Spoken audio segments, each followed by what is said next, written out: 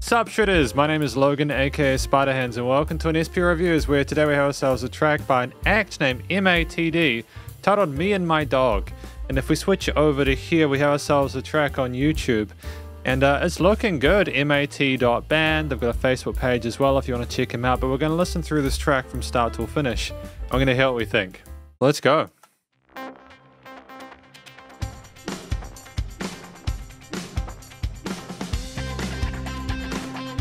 So charismatic with the guitars and the drums.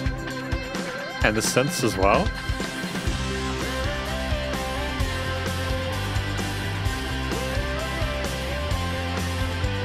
Some people get it wrong, how we get along. Look at my best friends. Look into deep brown eyes, they never tell me lies. Day and night together we spend. Never underestimate loyalty, not overrated. Friendship lasts longer than love. Friendship lasts longer than love is a hell of a line. I vibe with it, don't get me wrong, but it's a good point. Take a little bite, wanna have a fight. We are dynamite. Me and Doug, we are a team. Bitches walking down the street. We are bloody mean.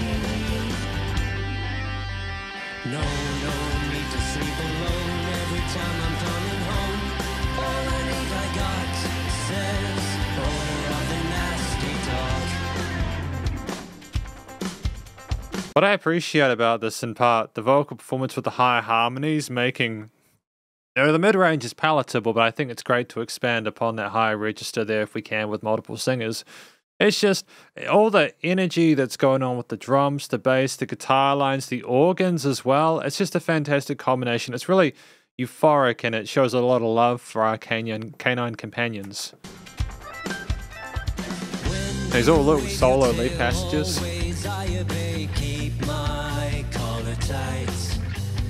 Ugly as you may be, your beauty I can see. Partners in crime in dark lights.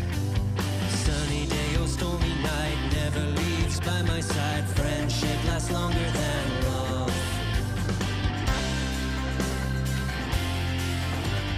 Bark, take a little bite. Wanna have a fight. We are dynamite. Me and Doug, we are a team. Bitches walking down the street.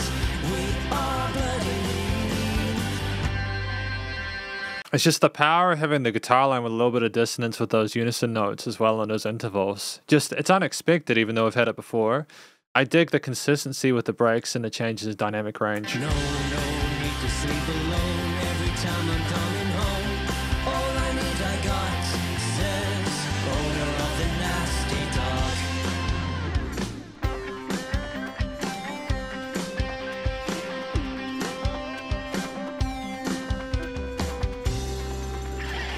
Bark, take a little bite.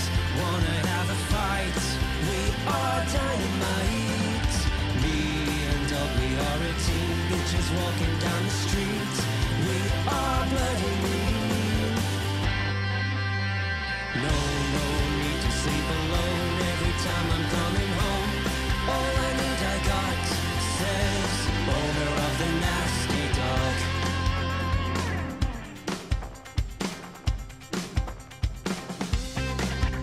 Okay, great. An alternative section here. It's nice to have the pug with the ukulele there. I like the video. It's a really dope video. Lots of love and passion went into that too, I think.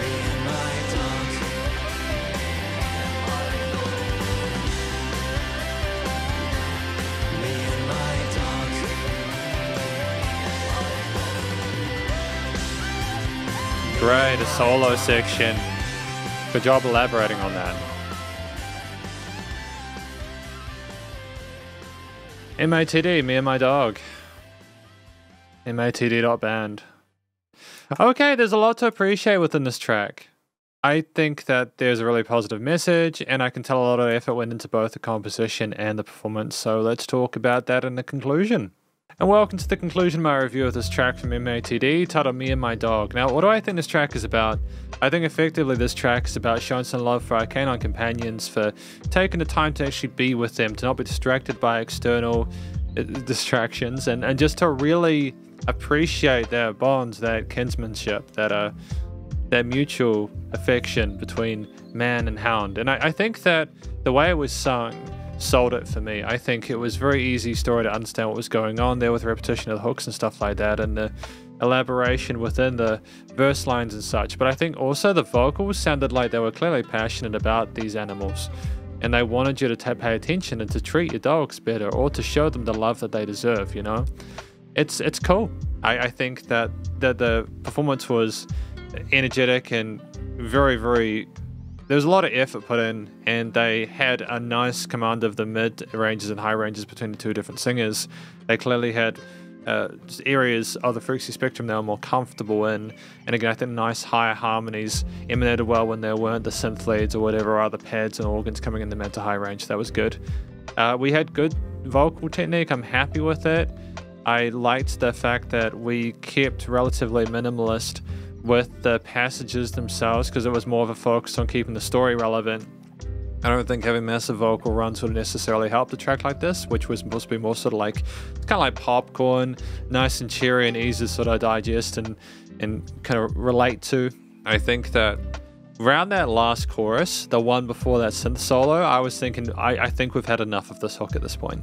Not because I thought it was badly written, because for me personally, even if a track is within that 2 to 4 minute sweet spot, I need more from a band than a reiteration of an outro chorus. I need them to do something either different with the vocals, or to add more layers, or change the way that they approach that chorus if we're repeating them. Obviously, doing the chorus once or twice in succession is fine, especially if it's well written. But I feel there's I don't think they could have done another run of that hook line unless that chorus section after the solo section, simply because I think we kind of got the message that they wanted to communicate at that point. It would have been potentially, you know, in terms of the message and trying to get the point across, redundant. So I'm glad that they exercised that control. They kept it again under 3.5 minutes or so with that solo section at the end with the fade out, which was very classy. And ultimately, I think that with a solid vocal performance with interesting melodic ideas there without overdoing it, it simply focused on the story that was being told about the dogs, and it was, you know, I think it was done well. It was the actual expression behind the performance was appropriate. The track itself, again, at between 2 to 4 minutes, that sweet spot is good. And aside from the comment I made about not necessarily being able to get away with another run of the chorus, I think the chorus sections themselves were compelling with the guitars, bass, drums, keys, synths, and all that. Really well textured.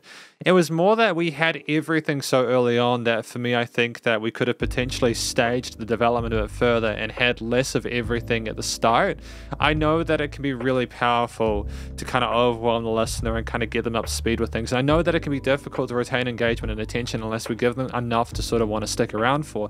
But I think a track like this, you can get away with being a bit slower with the way that you get people indoctrinated with your arrangement. I don't think you need to speed through the different instrumental layers.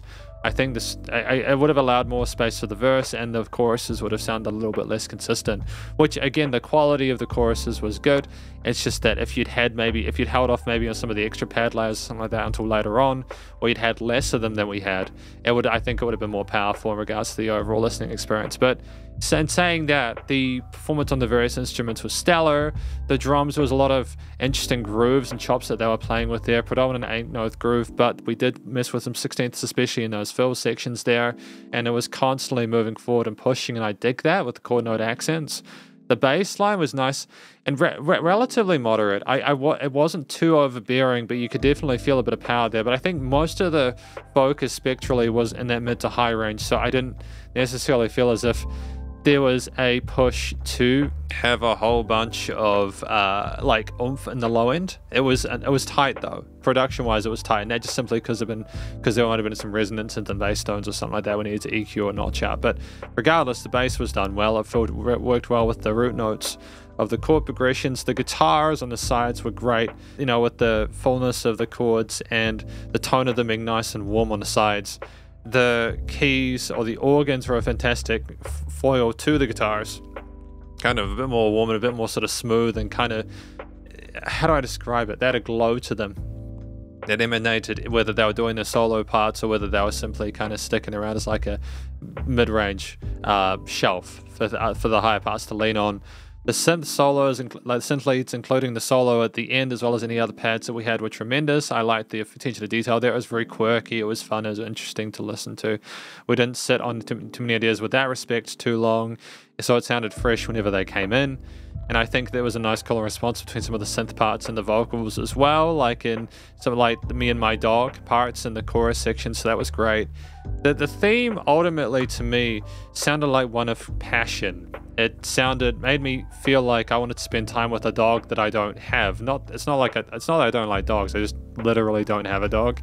But it kind of made me want to go get one, for better or worse. I mean, I have a cat, and she's obviously not a dog, but I guess I'll show her some love after this review, and it's gonna be good. Go hang out with my cat. Anyways, unrelated. The theme makes you want to love animals more than you already do. It also reminds us that we need to actually spend quality time with our animals, and I think that comes across with all the things connected with the story parts, with the performance itself, with the motif. Nice and major, no overly dark elements there that kind of bring the mood down.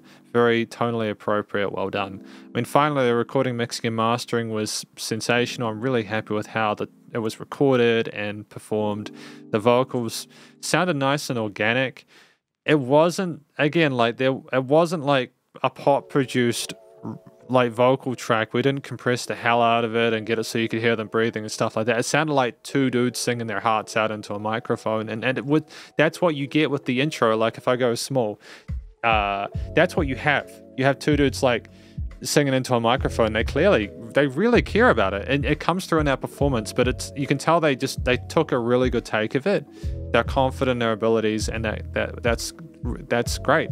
I mean, like couple that with the drums, the bass, guitar, keys, how everything else is notched within that frequency spectrum, how wide things were in the stereo field there, and the movement there, and lots of interesting things to take notice of. The dynamic range of the track not having an existence there, a purpose there, with things not being the same loudness all the time. There were little gaps where you could come down, and then you got pushed back into a new part or a repeat of a various part, but it's because you had a break, it was nice to hear that part pause, and it's something you can appreciate. I suppose, finally, when I hear this track, I think, okay, so if the performance was solid and then things are EQ'd and filtered correctly and it's nice on the stereo field, it's just the fact that it was nice and loud without pumping, so the bus compression and limiting were handled well. I haven't really got a lot of complaints about this, aside from the thing where I mentioned that I wanted potentially more range compositionally from like the choruses we go through. We could have staged things a little bit more slowly, but aside from that, that's just more of a subjective thing anyways. I can understand what they tried to do with this track, and they clearly know what they're doing by not having the track longer than it was. I think they knew the limits there, and that's good. So I really wish them the best of luck in future, but this is effectively my review of MATD, their track Me and My Dog, and hopefully you enjoyed it. If you did, please do go show them some love via the various social medias and the YouTube page, and stay cool and stay safe, and please remember to support your local musicians and artists at this point in time, as either help more than ever thought of crazy stuff going on in the world, and I'll catch you in the next review. Spider hands out.